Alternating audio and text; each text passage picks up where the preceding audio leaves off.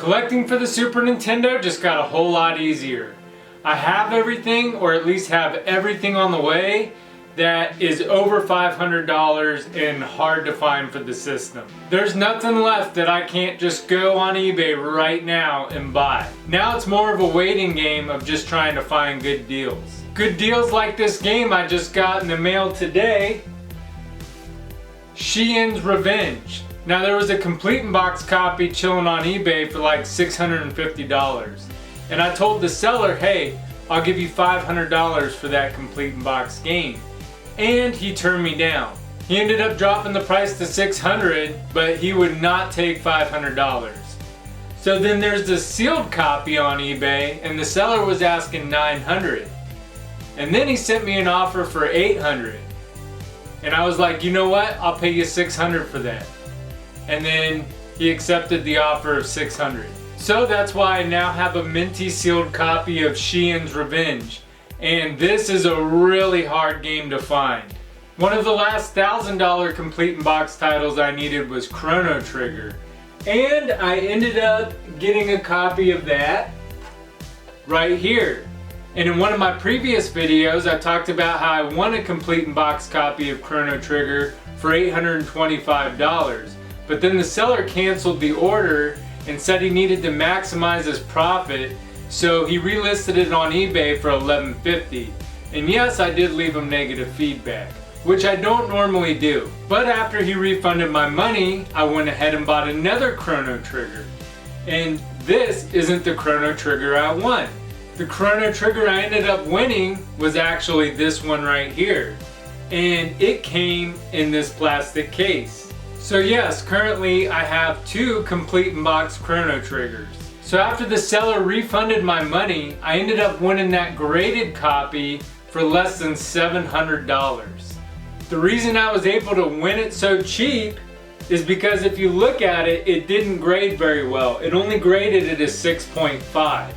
But when I looked at the back at the contents, it was the box that gave it such a bad grade. Everything else inside wasn't so bad.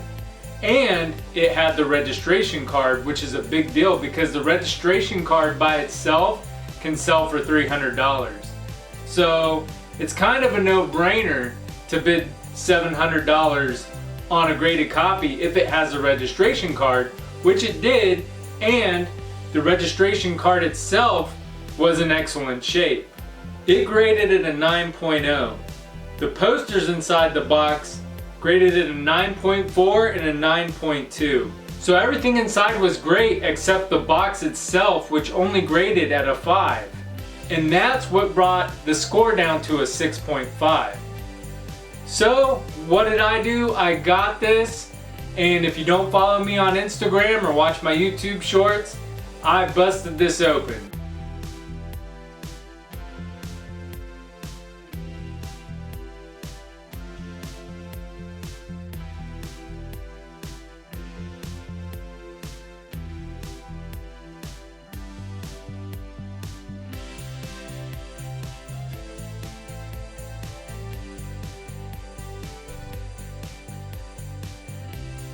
And doing that was so satisfying.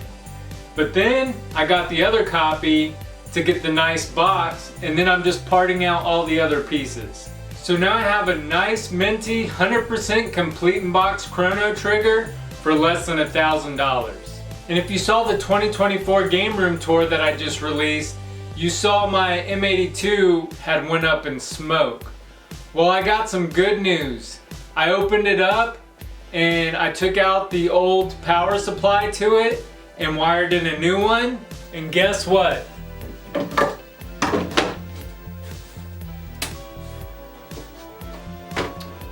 Works like new. What a beast that thing is to go up in smoke and then still work like a charm after you replace a power supply. If it were an Xbox, the only thing working on it would be a red circle. But anyways, today we have 5 more games that we'll be adding to the collection. Let's check them out.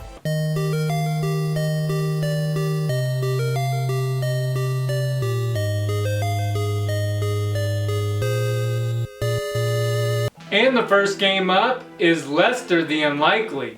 Lester the Unlikely was developed by Visual Concepts and published by DTMC. It released for the SNES in 1994. Lester stayed up late to play video games. The next day he's out reading a new comic book, gets tired and falls asleep. Then he's accidentally loaded on a shipping boat. But before the boat could dock, it was invaded by pirates. The boat sinks and Lester swims to a nearby island and he must escape. The game was animated using a process called retroscoping. This means they filmed a real person and animated the character after it. It's an interesting concept. But if they animated Lester after a real person, I gotta know, who stands like this? Lester starts out skittish. He will freak out over everything, ledges, jumps, and enemies. It's annoying because you can be trying to perform a jump and he'll just stop. Sometimes he'll run away altogether. Lester can walk, run, climb or descend ledges, and he has items he can find like rocks to throw at enemies, or he'll need some items to finish a stage. Whoa, who'd they film here? The further you get into the game, the more Lester's confidence will build and the less skittish he becomes. That's pretty neat. The visuals and sound are okay, and the gameplay is just okay too. I didn't find Lester to be a terrible game, but if I'm gonna pop in a cinematic platformer, I'd probably pop in Blackthorn or Out of This World before this one. Lester the Unlikely is game number 216 for the collection, and I have $60 in trade for it. And at $60, that brings our total up to $37,289 for the collection. And the next game up is Battle Grand Prix. Battle Grand Prix was developed by Kid and published by Hudson Soft. It sped into stores in 1993. This is one of the many Formula One racing games on the Super Nintendo. There are a total of 48 drivers to choose from, 16 per level. You can upgrade everything on your car and adjust the performance of it to your liking. The difficulty you choose will determine how many races you compete in. Before each actual race, you'll do a qualifying race. Then you'll do the actual race. The cars look pretty plain and lack detail. You barely see any of the track while racing. There are arrows that pop up and tell you when a turn is coming up, but half the time the arrow would pop up and the track would be turning the opposite direction. There's no map either, so you're just stuck wondering if you should trust the next arrow or not. Even though the cars look plain, I can't say that all the visuals look bad. They're actually pretty crisp, they just lack detail. The racing gets frustrating even when the arrows are accurate. Other drivers hit you from behind and you can spin out. And this can keep happening over and over again, making you want to break your controller. If you take too much damage, you retire. You have a bar that tells you your damage level, and if you have too much, you can make a pit stop for repairs. Battle Grand Prix isn't the worst racing game you could play, but there are better ones for the system. Battle Grand Prix is game number 217 for the collection, and I have $50 in trade for it. And at $50, that brings our total up to $37,339 for the SNES Quest. And the next game up is Toys. Toys was developed by Imagineering and published by Absolute Entertainment. It released for the Super NES in 1993. The owner of a toy company, Zevo Toys, passes away. However, he doesn't choose to leave the company to his son Leslie.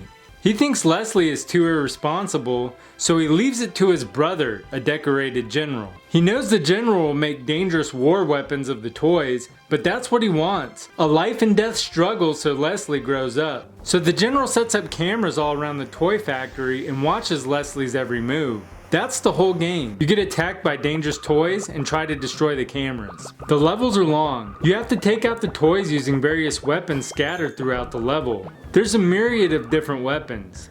You have projectile weapons like a peanut gun, bowling ball, and custard pies. Then you have spotting weapons that seek enemies out and destroy them. Once you destroy the enemies in the area, 3 tanks that protect the cameras come after you. Once you take them out, you have to take the cameras out. Each camera moves in a different way, but you take them all out in the same way. Shoot their eyes, then shoot their mouth.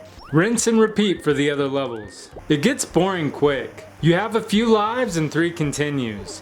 After 3 continues, it's game over. This is actually a dark game despite its names and ideas.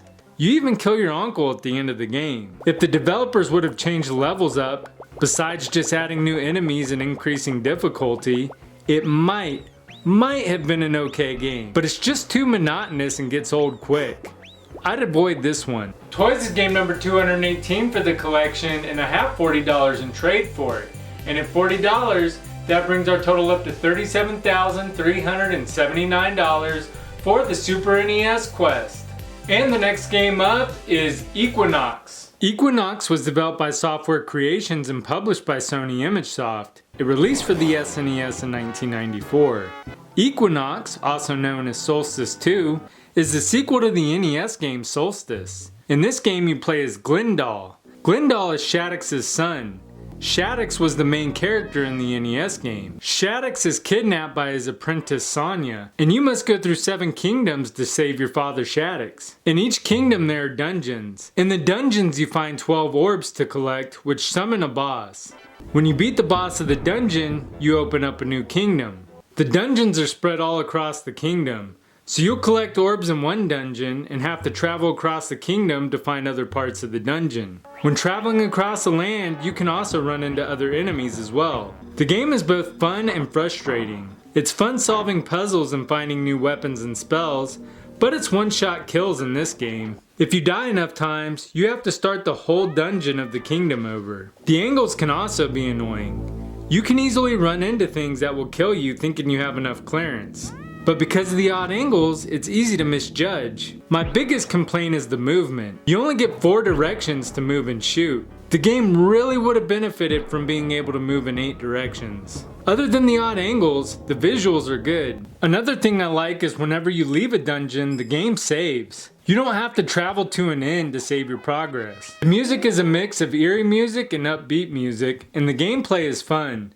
Despite its flaws, Equinox is a game worth checking out. Equinox is game number 219 for the collection, and I have $100 in trade for it. And at $100, that brings our total up to $37,479 for the Super NES Complete in Box Quest. Last but not least is Fighter's History.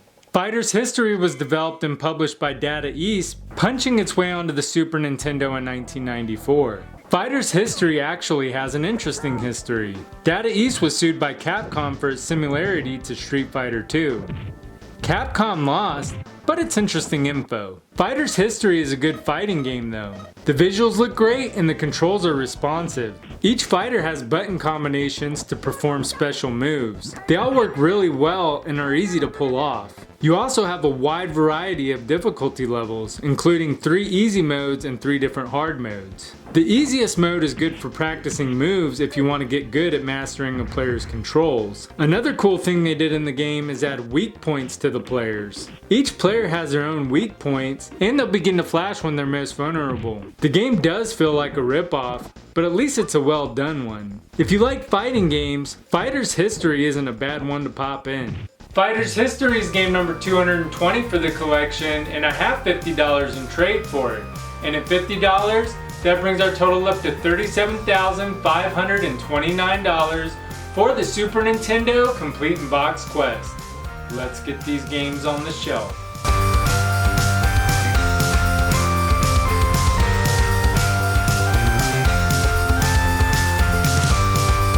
If you enjoyed the video, please make sure to subscribe. I'm completing the entire Super Nintendo library, complete in box, right here on this show.